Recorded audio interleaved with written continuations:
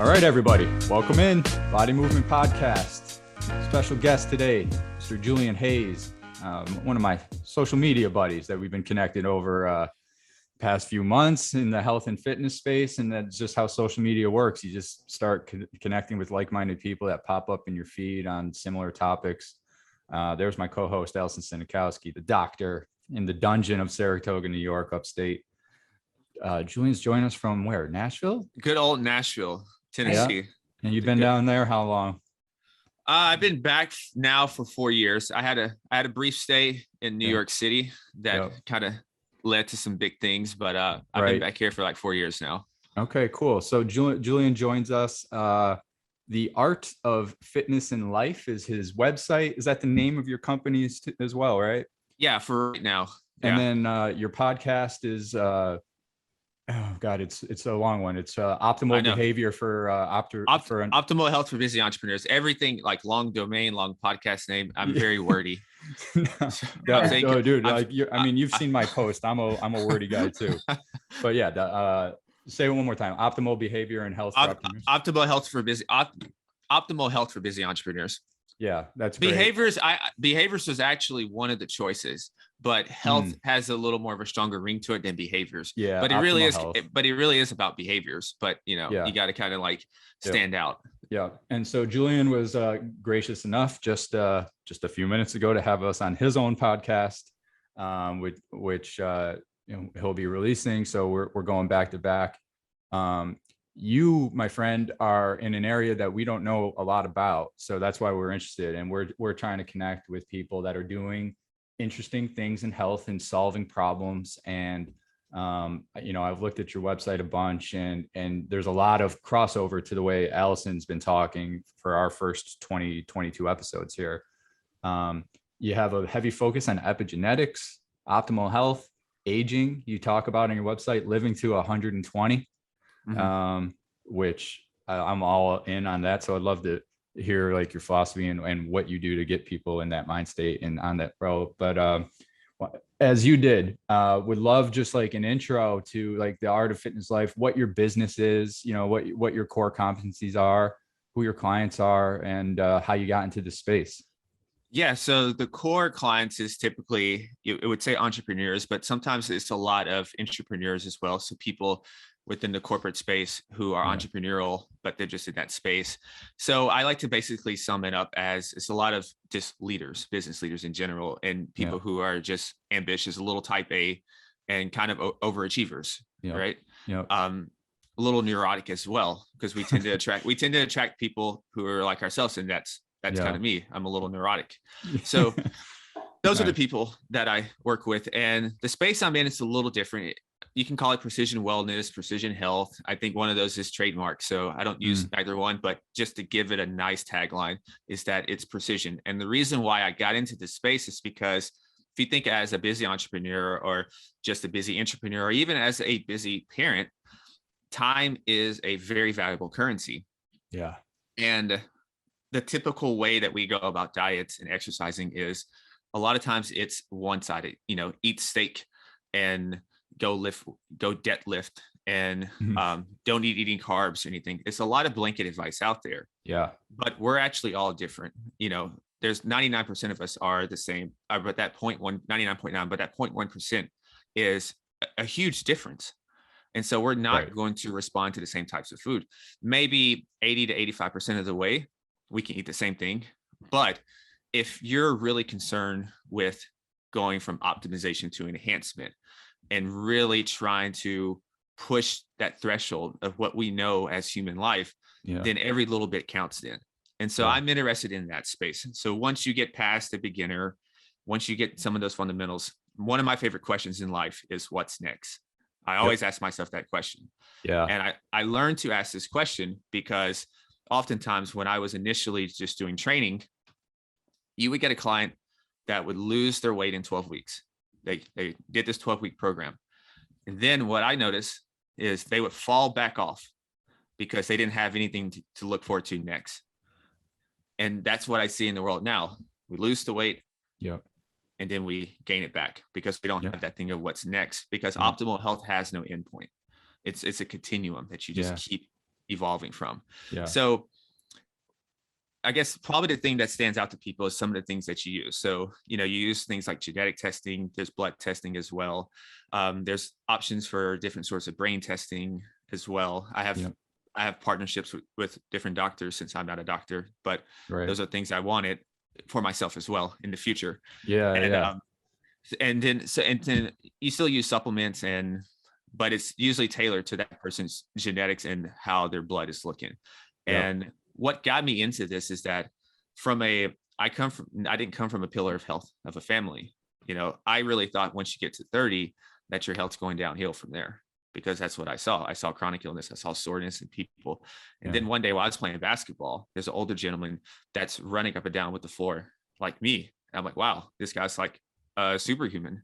That's one of the reasons why I used the word. And I was really confused. Is he on steroids? Is he on something? But he's like, no, it's the way that you talk to yourself, the foods you eat, the way you exercise, the way you take, and sleep, the work you do, the people around you. Very basic advice. I didn't really think much of it because I was like, yeah, that's a very basic answer. But then over the years, that planted a seed in my head. And I started to get it. It started to click. And so I got into health. I initially was going to do physical therapy. So I did all the prereqs for that.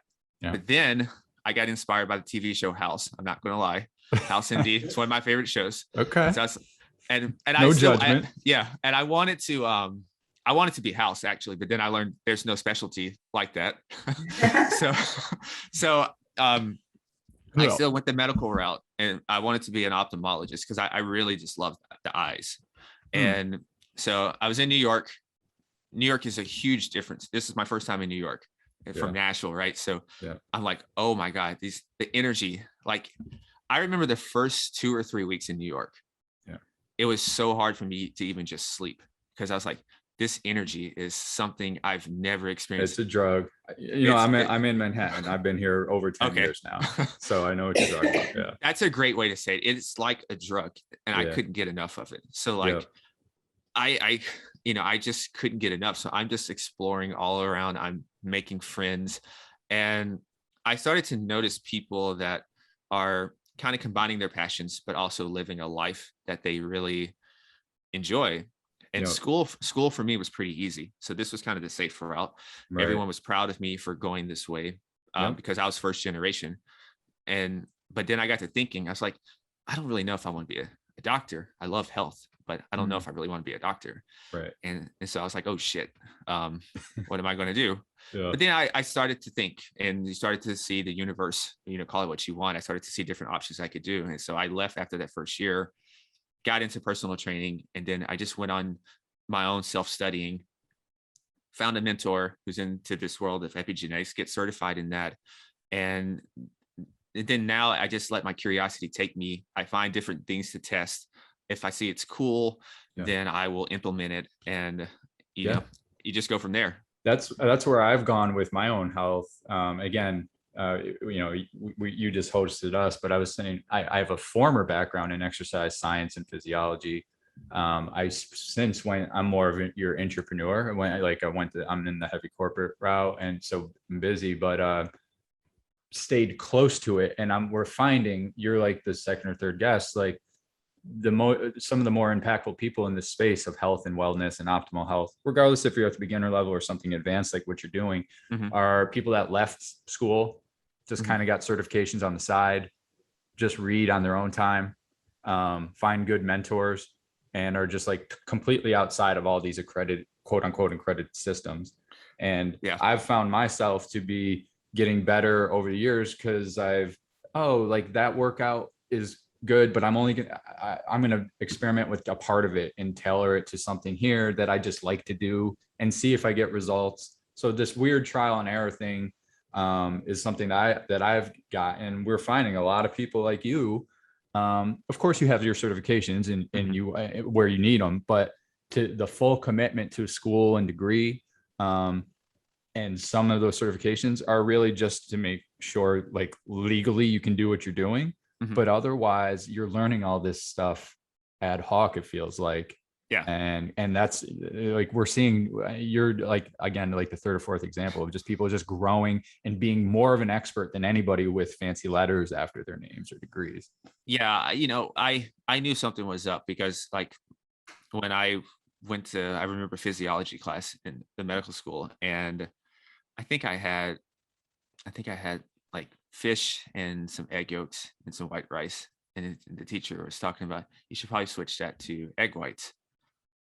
And I was shocked because I was like, no way. The damn gym bro down the street here in the upper west side where I was at knew more about like nutrition from a like health standpoint, not a disease standpoint, because disease, they're excellent.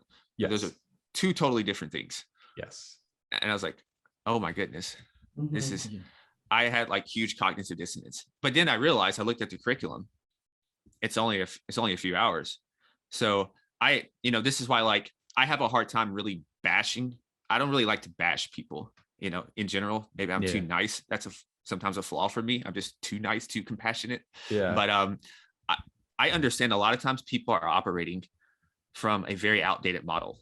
Yes. And most of the time people are going to spend their free time not getting extra books or reading because they're probably tired or they have a family.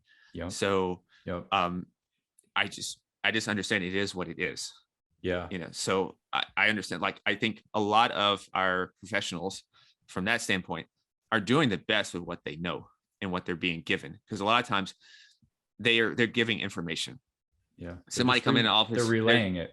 Yeah. They're just relaying it. So like, I think somebody will say, hey, where'd you get this information from? They might say the news, or they might say, oh, just this article from whatever, from like WebMD or whatever. Yeah. And it's good stuff on there, but we all know it still has, there's people's fingerprints behind it, that there's an agenda behind it. There's backing behind it. There's a reason why. Or it's cookie cutter and it just doesn't work for everyone. Yeah. Right? Yeah. So, I was going to say, in the medical world, there's a science, and that's an implementation science of the ability to read and implement research. It's a whole branch of science itself. And to me, that's something that's left out of our curriculums is, yes, we, as a physician, as a PT, you have to understand basic physiology. You have to understand basic anatomy. As a personal trainer, you can get by without knowing it, but eventually if you're, questioning a lot, you'll learn it. You'll learn the ways, or you'll be exposed. Or be exposed. Yeah. Again, everything is emotional on people. So how you make them feel is really the end result. It doesn't matter what the background is. So I think, the to the point of the schooling and stuff like that, same. I don't necessarily like to blame and bash. I like to rant. But how do we get to the point of implementing research and promoting somebody to be a lifelong learner and stressing the importance of that over what the textbook says, I think is crucial. As we get into this podcast, I just kind of wanted to put this out there too, because as we go into what you're talking about of testing and fine tuning and testing, in the podcast that we did with you prior to this, we talked about that 85 to 90% of what everybody needs is the same. We've said that with movement as well. It's this, we need the basics. We need the same things. And we talk about, how your genes are expressed and stuff like that. 85% of it, as you mentioned previously, comes down to what are you putting into your body? How are you taking care of your body? And then that last 10% can be 10 to 15% can be fine tuned. So I just kind of wanted to put a barrier up for probably me and Matt more than anything, because we usually go back to the foundations pretty fast and say, but wait, fix the foundation, where I want to get nitty gritty with you on, the testing and how you do that. So for our listeners, understanding that we're starting at the 85, 90% right now. I think, like Julian is our goal, right? Like we want to get our patients and our listeners and people to the level where you're probably working with people that are ready. I think you'll tell us are ready fit or are on their way to fitness, and you're fine tweaking them and then they're becoming these superhuman individuals. But to Allison's point, I'll let you go on that. Yeah, you'll actually be surprised. It's actually typically everyone's always unbalanced. So you can think of someone as like they're unbalanced, then you got maybe they're balanced in homeostasis, then they want to be optimized, and then you can go to like an enhancement stage. But typically they're still needing fundamentals. Maybe the fundamentals are different. So like they know the food choices to make, but they're not making it. So we still have basic things to work on, such as like their mindset or establishing or working on their structure, working on their environment. Everyone typically has those problems. You know, the busier you are, the more responsibilities you have, the more pressure you have, the more stress you have. And typically when we do that, what we're going to do is something's going to get relegated to the bench. And that's oftentimes our personal health. Yeah. And so I call it something like the success paradox for people. The more success you build, the more those things come up, the less time that you're going to put to your health, not because you don't want to, but just because it just happens that way. And I totally get it. Right. So they still have the same kind of struggles. It's not motivation with them. It's typically prioritization. Yeah, that's the difference between just the very general public and then someone who's more of a high performer or a go-getter. That's the big difference. So I'm still working on those things initially, and but I guess after that, then you can start to get into like the DNA, the genetic testing and that sort of thing to kind of see like their blueprint, and then start to kind of build like a portfolio for them. So, and kind of a way I explain it is like, if you think of Goldman Sachs as managing your investments and finances, this is kind of the same kind of model, is that you're accumulating as much data as you can, as much as they want. And you get all of this. And then sometimes I will have help as well as they're getting whiteboarded, because I'm not an expert in everything. There's just way too much. So one reason I stopped personal training, which I still have a fitness option, but I don't do it. I have an expert that's his thing. You know, I'm not the best personal trainer. I got results just because I know how to talk to people, but I know I'm not a world-class trainer. So I'm going to get out of that space. And so I'm a very good guy at taking a bunch of data and creating a plan. I'm a very good strategist. You know, so talking to the right guy here. Yeah. So I like to think of it, like Napoleon, U.S. Grant, different generals in history. That's kind of who I think of myself as. I am the CEO of the entire operation. Right. And so we get all those things, and and it can be overwhelming because it's a lot of stuff. Right. Yeah. So I'm thinking, what's a short term, something immediate that we can do maybe like the next 7 to 10 days? What's something in the middle, maybe a few months from now? And then what do we want to look at the end of the year? Because I typically work with people for a long term. And so, so we look at those things. And so everyone's a blank canvas. So each thing is different, which is exciting because I just like to be presented with things. Typically, sleep is a big issue. So typically sleep is one of the first areas to look into. It's probably number one. Yeah. Allison sees that with injuries, Yeah. And that's a big thing is sleeping, because your body is regenerating during that time. So sleep. And it's so boring to talk about, right? Because this is like, hey man, you got 8 hours. Sorry. And nobody's getting rich off of sleep. Don't forget. Yeah, we talked about that. Yeah. And the thing is with sleep, and this is why, like, when you're dealing with people like this, they're a little more stubborn, a little more cocky, and that's what's made them successful, right? Yeah. So that's where the data comes in, because the data has no biases. The data is just the data. So that's why I didn't love to have some sort of wearable technology, because they're like, I've been getting by with 5 hours of sleep for X and X years. Well, I'm like, great. But there's a difference between just existing and pushing yourself through it and actually thriving. And if you're actually serious about, working on your aging, working on your longevity, these things matter. And so that's when you bring the data in, you can see these different biomarkers.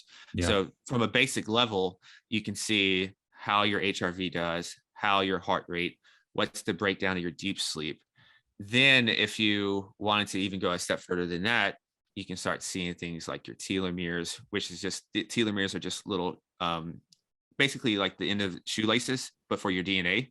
And as we age and everything, they start to wear out. but Yep. better you take care of your health, the more they're going to still stay intact. And Mm. there's a few other new tests coming out soon. I haven't explored too much. One's it's about cellular senescence, and cellular senescence is basically dead cells in your bodies. As we get older, cells die. There's Right. different senolytics that we can take now. And these don't have to be medications, because I was thinking of working on one that's a non-medical one. So I'm sure in the news now we have heard of something like quercetin, right? We've heard that a lot in the news. Quercetin is actually a pretty decent senolytic as well. So, we talk about taking quercetin with zinc now in the news to protect our immune system, and zinc needs an ionophore, which is just to get into the cell. Right. But quercetin is also a pretty good senolytic, and it's pretty cheap as well. Yeah. So that's crazy. So like you, and again, very technical, but one, it started with, first you want to get people to sleep. Yeah. And then two, what is, so like, can you get under the hood on this? Like, what is the wearable technology you're giving them? How long are you evaluating people for? And then like, what is this set of comprehensive data that you'll review with people? Like, what are like, and again, for our audience, maybe like the top 3 to 5 things that you're looking at to say, okay, this is going to start informing me of like the direction we're going to point you. Yeah. Probably, if I'm thinking of some of the big things I look at is, so on the genetic report. So I guess I'll explain what epigenetics is real quick. So perfect. when you hear epigenetics, epi means above, and so epigenetics means above the gene. But a better way to think about it is, think about, you have the hardware and you have the software of a computer, and that software is going to plug into the hardware and give it the informational inputs that tells the computer how to operate. So in this instance, think of your body as the genetic code, and the informational inputs as the foods we eat, the relationships we have, the thoughts we think, the way we exercise, every single thing in the environment that we're interacting with at all times, it is interacting back with us, and it's telling different genes to turn on, to turn off, to repress, and to express. And so it's like a light bulb. The light bulb stays the same color, but you can flip it up or you can flip it down. And that's different things. So sometimes, like meditation, if a consistent meditation practice, or I'll use exercise, that's a more one that we can understand. A consistent exercise practice positively expresses, I want to say, I think 2/3 of our genome positively over like a 6-month span of just from a few times a week. And I think we talked about the basic WHO recommendations. Doing something like that positively expresses your epigenome. So it's very basic. So you don't have to be doing marathon training or any crazy CrossFit if you don't want to, but something that simple is going to express your genome. So there's fundamentals established with that. It's just that it's explained in a much more detailed way. Like you're learning, it's not just transforming my body, but it's literally changing my genetic code, my essence of a human being, just by taking these basic behaviors. And which for your high performing population is motivating, right? It's motivating, and it's motivating for me. And I got into it because like I got bored with just the body transformation side of things. I was like, great, it's cool being 8-9%, whatever. I mainly started lifting weights because I wanted to impress women. I learned that once I get past a certain weight, women didn't care as much. I was just getting bros saying, "Oh man, that's a huge lat spread." That's not what I wanted. Right. Yeah. So, your return on investment started plateauing. Yeah. So like, I just don't get into it. And like, I think, I think there's a market where there's a huge general population out there that needs the messages of just like, eat more fruits and vegetables, but what about the people after that? And I just saw that that's an opportunity. I think the future of health is going to be health 2.0. And I think this is a big part of it. And so I wanted to just go ahead and get a part of that. It fits my personality more to do something that's more intimate, to not need to be with as many people, because I think some people are very good at I wanted to be at first one of the Instagram fitness people and do all that, but my personality just didn't suit for it. And I had to learn just from a business and long-term standpoint that like, that's not really me. And, and that's one reason why I came down this path. But to circle all the way back around to some of the things to look at. I look at food, and if I'm looking at like the genetic report, one big thing that I look at is how they're going to respond to inflammation. Some of us respond to inflammation. Some of us are just by default a little more robust than others. And so I want to see if they need support in that area, because most of the time these people are going to beat up their bodies. Generally, they're into endurance sports or because it's a competition. So it's a weird thing I've noticed. It's just that a lot of guys in corporate are into these kind of endurance things because they're competitive. Right. So it scratches the itch. So I looked at that. And then another thing is how they respond to fats, because there's a huge craze right now that's talking about keto or just carnivore. And we have there's one gene in particular, you can say ApoE. We have ApoE4 gene, and depending on your genotype there, it might not be such a good idea to do that, because you're not going to respond as well to those dietary fats, or I should say saturated fat. Sorry, just saturated fat in general. Fair enough. And studies have shown that those people over time, it can build up more of cognitive decline. I don't usually say disease words because I've been trained a little bit in my lawyer talk of things. So smart. So I say cognitive decline, and you can think of what those things mean. But there's been some studies about that indicate that. So usually with those people, I look at that to see if this is someone who really needs to mitigate their consumption of saturated fat. And if they still want to do like a keto diet, then it's going to be something that's more monounsaturated.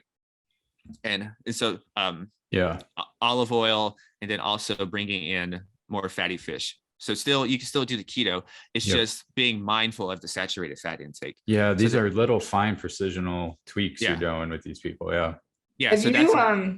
I'm sorry if you're still, I was wondering, like, there's a book I read called Dirty Genes by Ben Lynch. Have you ever I read that? Yeah, I've heard so of that. It's just interesting to me because I talk a lot about like we blame our genes, right? I mean, people all the time will be like, well, it's just in my genes, and movement wise, like, oh, my mom had bunions too. And I'm like, well, you inherit the genes, but you also inherit habits. So is it the habits that's making those genes express, or is it truly a genetic thing?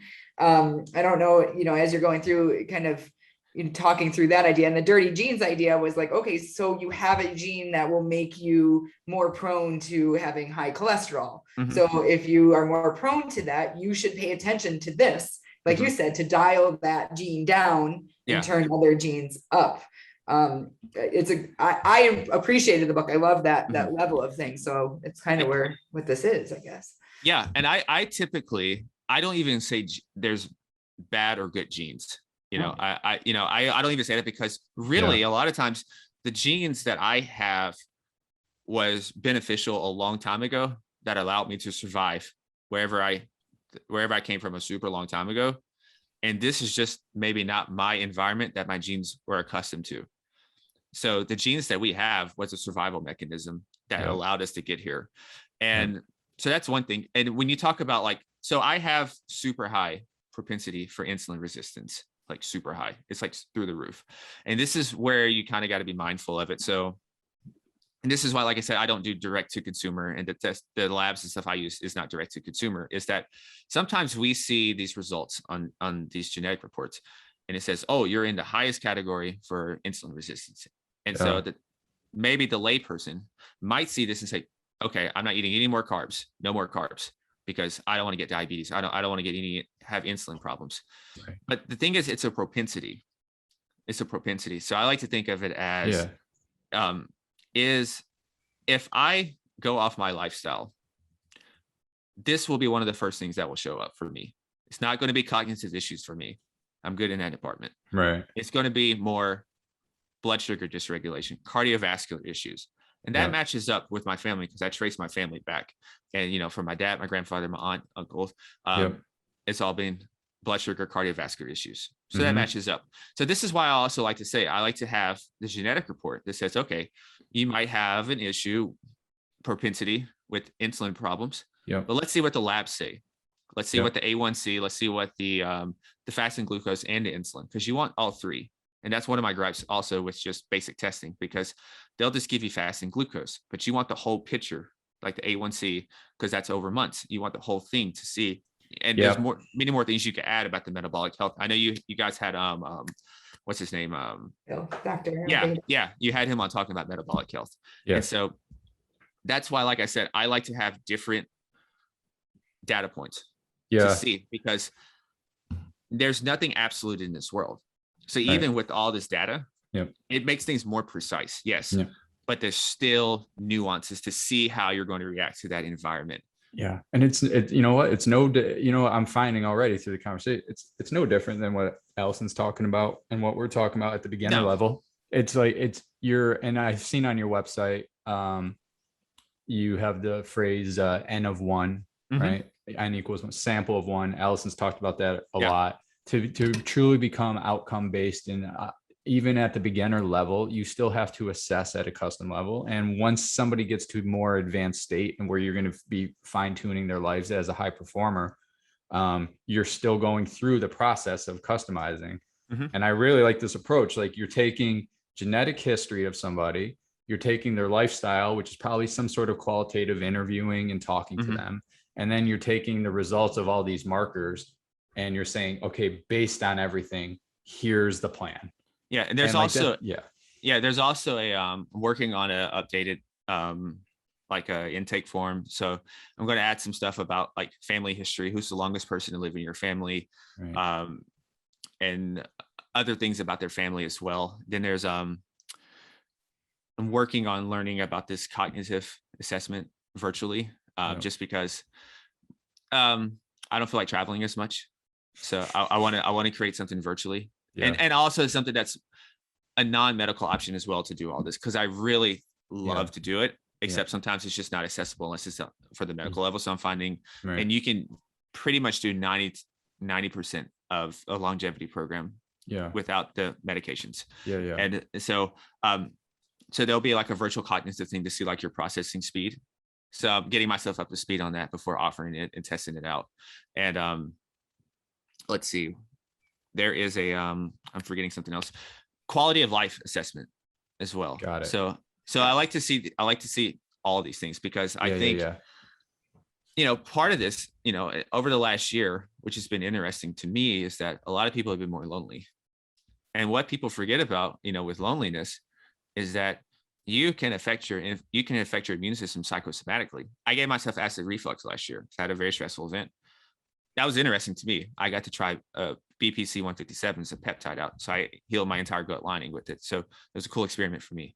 So I guess so, right? Yeah. I mean, it sucked a little bit. I mean, it made me more empathetic for people who sleep at night and they're like belching and it's like on fire in your chest. Yeah. But and I also got to, like I said, I've seen this through other friends clinically, but I haven't really dealt with it myself with anyone. So, you know, so it's cool for me. But so basically I try to hit every parameter of life, like their mission, their mindset, relationships. Even you can think about vocationally as well, because a lot of times what you do for money sometimes is not necessarily everything that you want to do for work. I'm doing this podcast, you know, so are you really letting out, do you have an outlet to really create if you want to create? And a lot of times it's just about the money, or it's just about X and X and X. So it's a lot of things, because I operate with a systems mentality, and like every single thing matters, because it's oftentimes the higher you go, the smaller thing you can point out is going to make the biggest difference.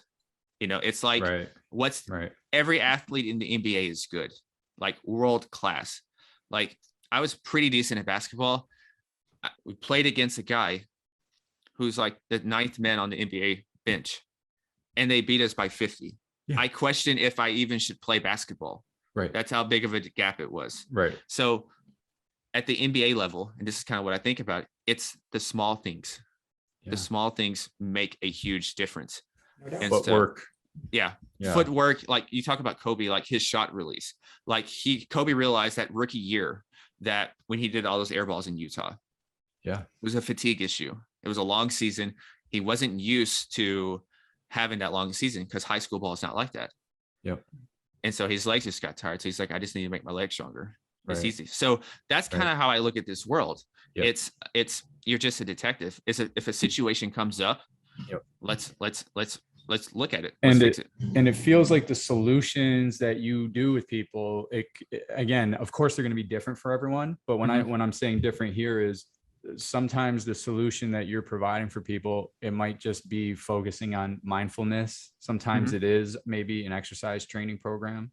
Sometimes it is diet, right? It feels like you don't know where you're going to be. I mean, they might come to you with a specific problem. Hey, I want an exercise program. I want to optimize these things. But when you're assessing them, you're really looking at everything health related, from diet to habits to exercise, and then just mindfulness. And then prioritizing those things like, okay, we're going to tackle all of it, but here's where you need to focus, right? I like something you said with that you could go off of this too, is that, the art of practice of whatever, medicine or whatever, is actually following hunches more so than treating an image or treating something. It's more like, and same with like movement. It's like, well, we have 1,000 places we could start, but with all of this information and everything I see, this is what I feel we need to start first. And that's the art of it. And as you're going on, I think one question I have too is, how do you handle the potential mind fuck of all the information you're getting? Because we talk a lot about like in pain world, like we actually want to reduce imaging and we want to reduce, how much information we're giving somebody when it's actually the basics they need to focus on. I feel like you touched on that a little bit, but if you can elaborate on that a little bit. Too. So I have a really good network of people who are much smarter than me. And their main thing is about collaboration, about whiteboarding a potential client and bringing in experts of all different walks of life with all this data, because they're going to all see it differently. And so I have a network. So I don't know everything. But I know questions to ask and I know people to ask to get the solution. So that's why I'm confident in a lot of things, because I know what I don't know. And I think I know very little, but I probably know a lot to a lot of people. Right. But I'm very humbled enough to know that there are no absolutes. And that's why I study every day. So for me, I'm very good at holding multiple ideas in one hand, understanding there's a lot of nuances with it. And so, it's complex, but it's not complex. So it's complex, but it's not complicated. Yeah. So that's the thing there. So at the basic, I literally do a lot of the basic things. A lot of it is your lifestyle. It still is your lifestyle. It's just in finer detail with it. So it's a lot, but it's not really a lot, because you can start to put a story together of a person, if I can look at, like, for example, for myself, I can look at my whole like data, and it's a guy, it's like a sports car, great genetics, great athletic genetics, but can break apart really fast, which is great. I have another friend, robust, like can handle a lot before he breaks down. Right. So for me, I'm a little more diligent, because I know myself. Like I know it can look great, but like a Lamborghini. Yeah. Very expensive. One little tweak. Yeah. So my other friend, he's more like a what's a very sturdy car that can just probably like just like a nice pickup truck, right? Yeah, like a nice pickup truck. Yeah. And so those are just things, general things I could put in my head. Just go with that. And so it's exciting, and it's just like a story. And generally a client comes with some focus. Like one of the recent clients, she came with a focus on sleep. So even if I saw there's other areas that need to work on, I'm going to go ahead and focus on sleep, because I want it to feel like a partnership. And I'm not going to be a dictator or anything like that. So I'm going to, and then everything I'm talking about, is going to be related to sleep. So even if I'm talking about nutrition, it's going to be nutrition for sleep. Even if I know it's not for sleep, but I'm going to tie in sleep just so they can feel like we're working on the thing that they're most concerned about. It's a patient-centered approach. I mean, that is the history of everything we're talking here. They're in the center. Like I learned this the hard way. So when I first started training with people, right, I treated everyone like I treat myself. And so not uncommon. I respond well to like verbal challenges, to like just being told, hey, do this. Right. Oh, I didn't do this week. Why didn't you do this week? Is this important to you? You know, right. That's kind of how I talk to myself. Yeah. And right. My results were a little dicey. And so I had to actually learn how to be a people person. So a lot of my education was spent just on people skills, because there's a lot of, I look at this on TV. I know doctors who are light years smarter than the people on TV. It almost makes me mad sometimes. Right. But those doctors on TV, they're damn good communicators. They're excellent communicators. Yeah. I will not take that away from them. They're excellent communicators, and they know how to communicate to the masses. Yeah, they're polished, right? Yeah, they're so polished. Yeah. So I had to learn to kind of be polished like that if I was going to be effective. I had to take some cues from them, because no one wants to hear this academic jargon, or like when you're talking about inflammation, no one wants to hear you recite a bunch of different genes. Well, you have a AG SNP on your COX gene. Nobody wants to care about that. I think what you're finding is they do once you get them, right? Or some people do, and some people don't. But not at scale, right? Like some people do, and some people don't. And like I said, so they have their data. So their data is theirs, so it's not being sold off. Right. So any conspiracy stuff that we see sometimes on social media. So like, that's why, like I said, I all this stuff is private. So it's their data. Yeah. There's information there that they can click on and look into for more detail if they want it. So like for me, I went and researched a little bit more on different heart attack genes and propensities for that, because that's what my dad and grandfather had. Right. So I went and did a little extra research on that. Yep. Typically the coaches don't do that, because I'm not sure how beneficial it is. And plus we're not doctors. So, and so we don't really deal with that. And so they can do that if they want. But, oh man, what were we talking about? Kind of lost my thought. Oh, the genes and stuff. So like, sometimes people just want to know, okay, the inflammation, what's the diet, and then go with that. They're not going to ask about all these different genes, because it kind of doesn't matter. There's so many like different sleep genes. There's a few that are important. Same thing with like processing caffeine, processing medications. Yep. So like for me, I process caffeine and everything a little slower, so my half-life a little longer.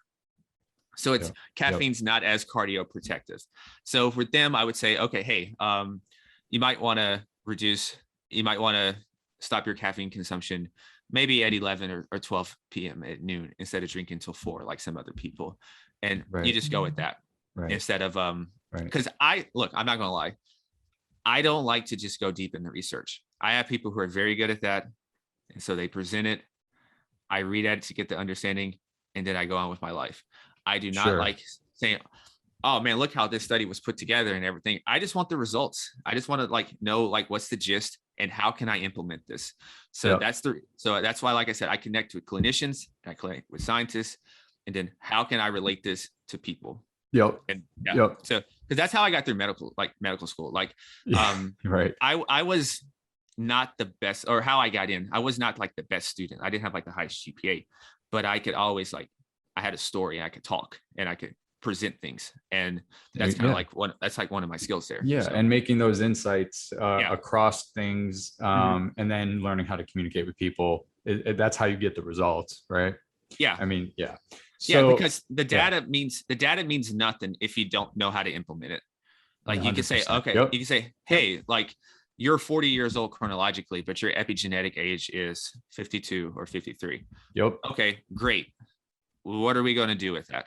Exactly. That's where the magic happens. And we were talking when you had us on your podcast, like I've been in like the data and analytics world and sports and media, and you're always evaluating these cool metrics or looking backwards at what happened. And we're like, oh yeah, we sold when I was at Fox Sports, we sold an average NFL commercial at this price. Okay. So great. Yeah. We have another season coming up in a few months. So what are you saying? Keep selling at that price, or do we need to like what do we got to do? And so it's like, oh well, we got to look at what advertisers and brands bought with us, and did we do well in a certain category or an industry that wanted to advertise? Do we have to be more creative with like what we can do with them besides a commercial? It's more like telling the story and then coming up with an idea of how to tackle it. Yeah. Is the interpretation of information. And to Allison's point, I think on your podcast, the implementation of it, like how do you actually take research and new trends and say, this is what you're going to do with it? And it feels and like more so, what does that mean? Like, so like for you, I'm similar. I mean, there will be people like, you have to read everything about the article to understand if it was good and understand if it was controlled and understand this. And at the end of the day, for me, when I read research, it's like, it's just information in the bank.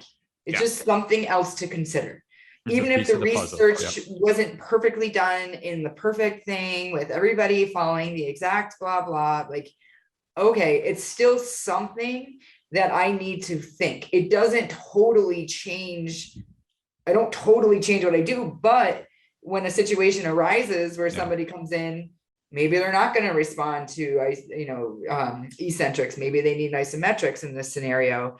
And then you follow those hunches, and it's just more information to pull off of versus like, there is a lot of awesome stuff about research studies. And then there's a lot of stuff that's like, this isn't scalable. It's just nice to know. Yeah. Yeah. And a lot of this stuff that, I'm talking about, it's not going to really be on these research studies. It's not going to be mainstream because there's no money to be made right now with it. Right. You can't scale this. Like you can't make a patent right now for some of these peptides. So big pharma is not going to like these peptides. No, so they're going to fight against it. They're going to fight against it. Yeah. So that's one reason actually they are fighting against it. Yeah. Right. And for you to get more laxity in what you do, those are the vested interests that fight the legalities too. Absolutely. Right? Absolutely. Yeah. So you won't take me down that path too far. Yeah. Absolutely. No doubt.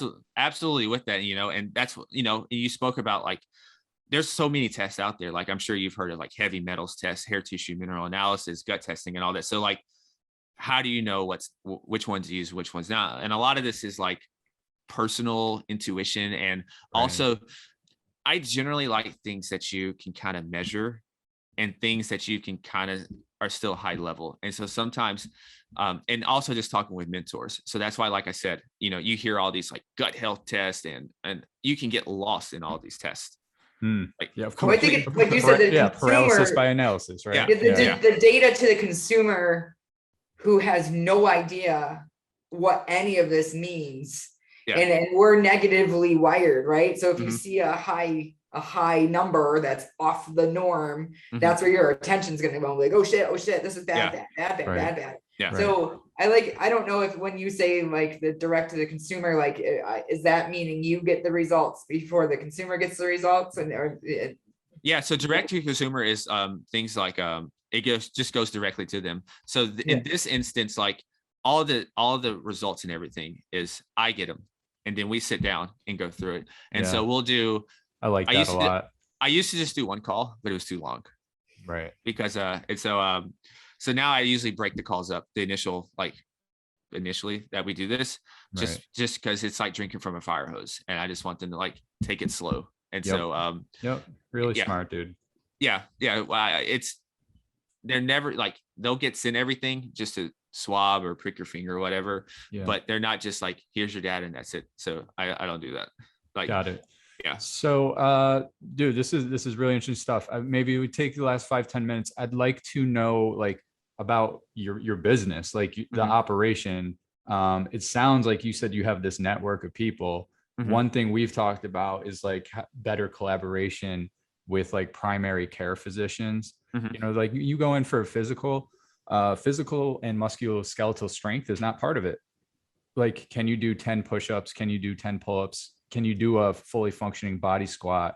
And you asked us on your podcast, like, what are some solves to healthcare? We didn't even touch about this, but it's like, hey, can there be better partnerships in assessing a person's overall health at the musculoskeletal level? Can you talk about like, how big is your team? Like, how big is your network? It's just me. So, okay. Tesla is an inspiration to me. So like, Okay. I Nice. want to move very slow and really fine tune some things. Yeah. And so like everything for me is typically just word of mouth and networking. So like my business strategy is really to meet interesting people, be of service. And if something comes up, we go from there for right now, because there's a lot of things, because I was still making a transition, because at first I was going to be a guy who wanted to scale and do all this, but I really like the concierge model. So boutique, right? So I'm really going to lean into that and really build that out. So I have like I'm not doing like some of the medical tests. If that's an option, I'll have the partnership for that, and that's covered. So like for me, like all they have to do is show up, and then like any tests that come up or anything, that's taken care of already, because I don't want to add anything. The only thing I wouldn't do, I wouldn't buy like actual supplements from people, but I recommend, hey, consider these and all that. But so a lot of my time is spent on operations, logistics, and customer service, and really fine tuning that, because I want to be like a premier spot. So even if it is a little more of a sticker shock, like the service is world class. Because like I don't believe in a thing of like we're set on doing just 2 calls every month. I'm like, no, we'll have these scheduled, but if you need me, I'm here. Like kind of like Tim Grover told Michael Jordan and his clients, it's like, I'm here 24/7. I work for you 24/7. So like at a certain standpoint, I plan to fly to clients to do the initial intakes and everything and really talk. So service is going to be like my differentiating point, because I'm very even keel. I really don't even like to get involved with stuff going on in the world. I just want to stay in my own little bubble. But now it's starting to infiltrate my stuff. So now I'm having to say stuff, because so now I'm getting annoyed, which is terrible if somebody like me is getting annoyed by stuff. But more voices though, more, it's like, more reasonable voices. But in the future, perhaps I would, and also right now, the reason also why you couldn't really scale is just the cost of everything as well. So I don't want to just keep throwing different things at a user or a client to pay for. So that's why, like I said, I think when the technology becomes more readily available and accessible, then the cost will go down. Then you can start probably making a bigger operation. But I like to keep things small. Well, I mean, but you're impactful. Like you've written for Men's Fitness magazine. You've written like over 200 articles. You've appeared on some like morning and local TV shows. It looks like you have your podcast. You have a great website. So while it's niche, like it's pretty buttoned up, right? And or it feels that way. And we're trying to get there. Like right now, we just have the podcast on YouTube. We have a website. It's not even active yet. It's like, what have you learned? Did you have to learn that stuff on your own? Did you rely on other people to help you with that to get your message out? Because while you're boutique, like you're out there and your message is out there, and you've written for some prominent, publications.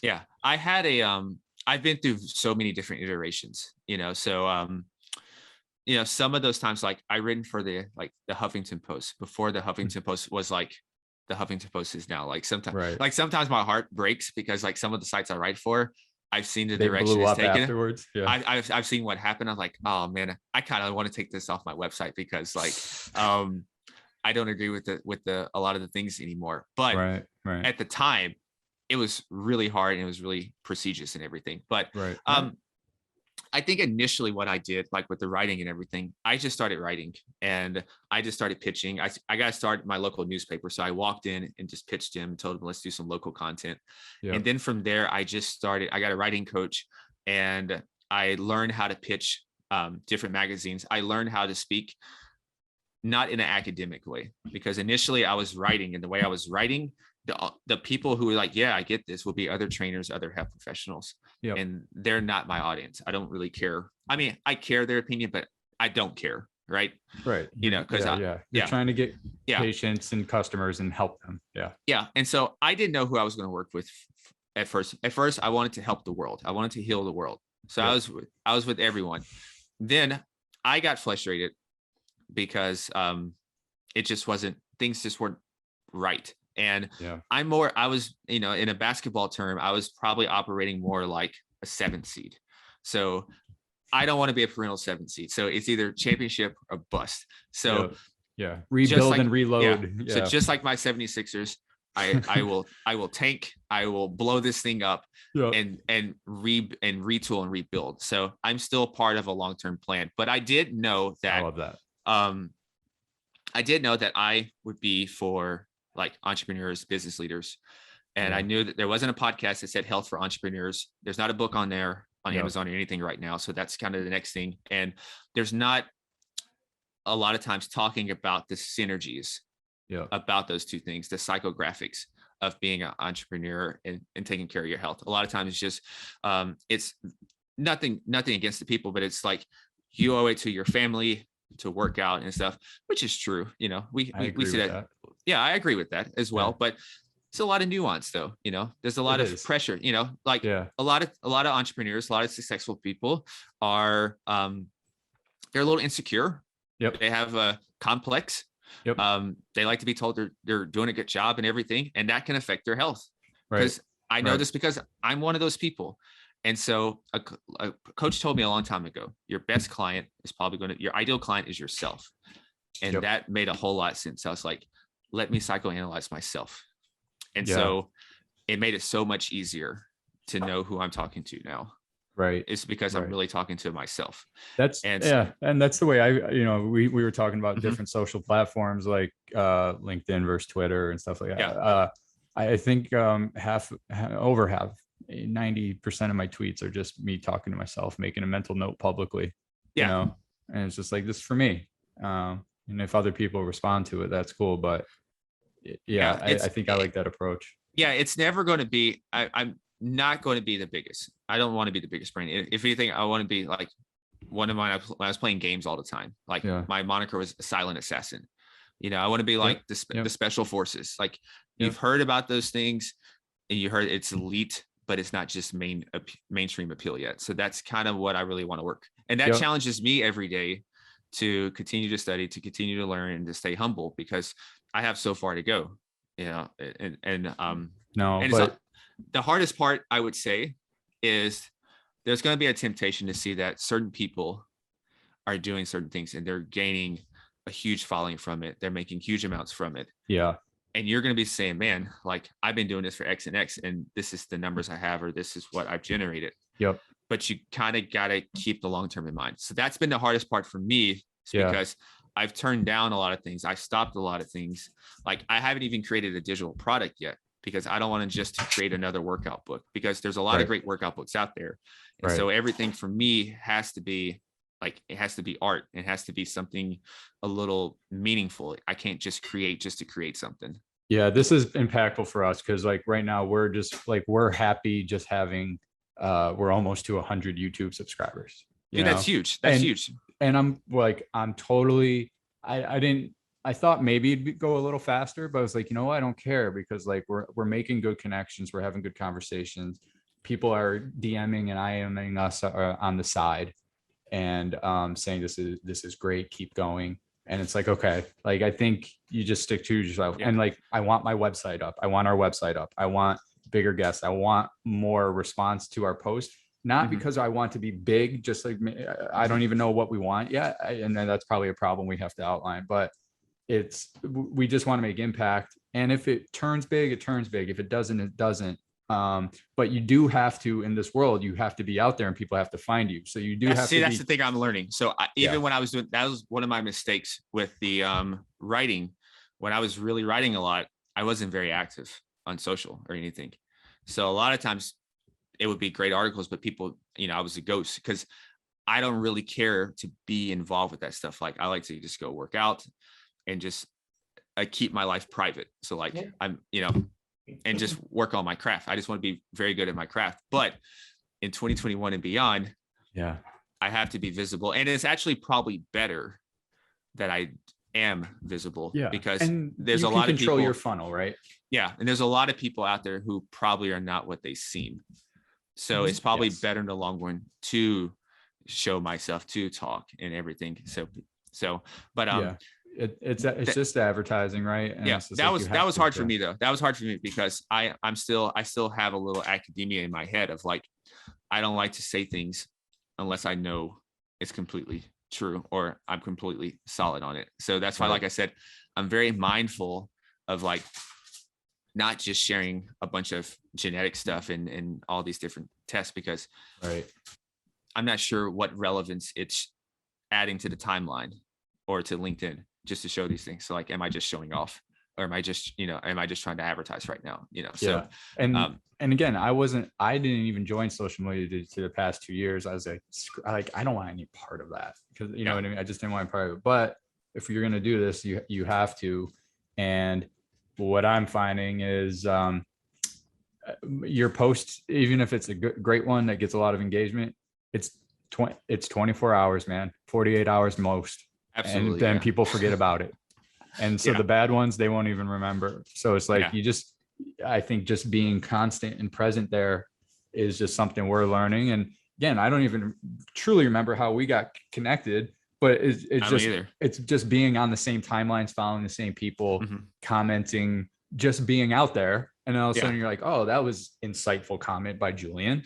I want to see what he's about. And all of a sudden, you go to your site and like, oh my God, this guy's like an expert in this stuff. And you just start following each other. You build that network, and then you can control how big or small you want to get, but you can let you can choose who you let in and keep out. Right. Yeah. For me, it's just being true to yourself, like just being true to yourself and being true to your message. And for me, like the podcast is an outlet, right? Like I preach all day long. I see 25 patients in a week. That's how many people will hear my message unless I'm doing something else. So if it's 100 subscribers, that's 125 that might hear it.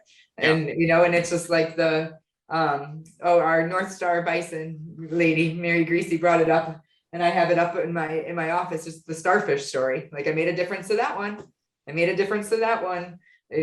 one at a time, and collectively that's the goal. It's just to keep plugging. Yeah. And a cool thing has happened, is when somebody like, they'll message you with something you wrote or posted like 2 or 3 years ago. So that's really cool.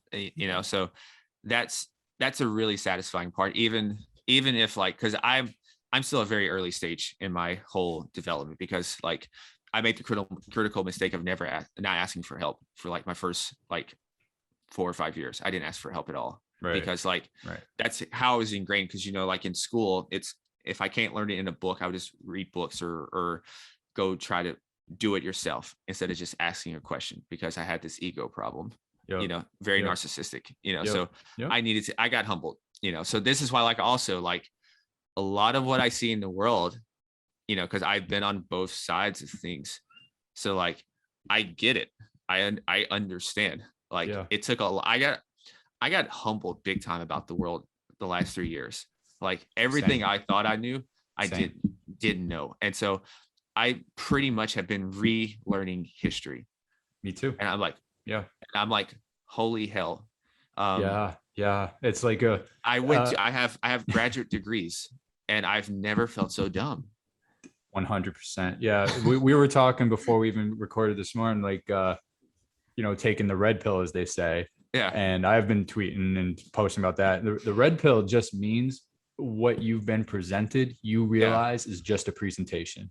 And you don't even know how deep that rabbit hole goes. And now like I'm reading history, some societal books, even some fiction and stuff. It's like, good God, like this is why we are here, because people don't know any of this stuff. And now that I just got a little glimpse into it, it's like, okay, my message is, hey, we don't know everything. So let's, what we do know, me and Al, follow us here. And there's principles that will guide you actually. And it seems to be a correlation across other things, that the way we debate, the way we talk to each other, the way we take care of our mental health. And I think a big part of like what you are talking about, I think that's a big part of the future, which is collaboration. So you don't have to know everything. You can be a little dangerous in a lot of subjects. That's kind of like my philosophy. So I'm not a foremost expert in any area of health, but I'm dangerous in a lot of them because I know enough. Yeah. And that's Allison's, like, she's our in-house expert. She can go down the rabbit hole on a ton of stuff, everything we're talking about, movement. but I like to be able to go waist deep in the pool on almost anything. Yeah. And then, okay, like I can't go into the deep end. That's when I can't go into the deep end on epigenetics. So, all right, let's get Julian on the podcast. I can't go into politics. Let's get Felicia Killings on the podcast. So, yeah, I like that approach. And, every time I post something and you're one of the ones that comment on it, I'm like, okay, I'm hitting the right people. You know what I mean? It's just like-minded people that are seeing this. Yeah. It's resonating. So, and I think a lot of things is that what I've also noticed is like a lot of the content that you post and that I will post, the people that it's for, they're a lot of times so busy living their lives, being productive citizens. They don't spend all day on social media. So they might not see it. Like, which is why you got to do it a lot, right? Yeah. That's another good point that you're bringing up is that those people are not as on as much, but when they're on, they might see something they like and then go back to your database and see like, oh, what has he been talking about? Yeah. So very cool, man. As you did, we'll put everything linked to your websites and podcast in our YouTube, but just give the overview of where people can find you, man. Yeah. The home base is the Art of Fitness and Life. Podcast is Optimal Health for Busy Entrepreneurs. And I have a YouTube channel that I think eventually I'm going to start giving more attention to do some shorter videos and stuff. And yeah, I like that. Yeah. So very cool, man. Julian Hayes joined the Body Movement Podcast. Really appreciate you having you. This was a great talk, a new area for us. So hit the like and subscribe button down below. Everyone, you know what to do. And everyone have a great Sunday. We'll see you on the next one. Thank you much. See ya.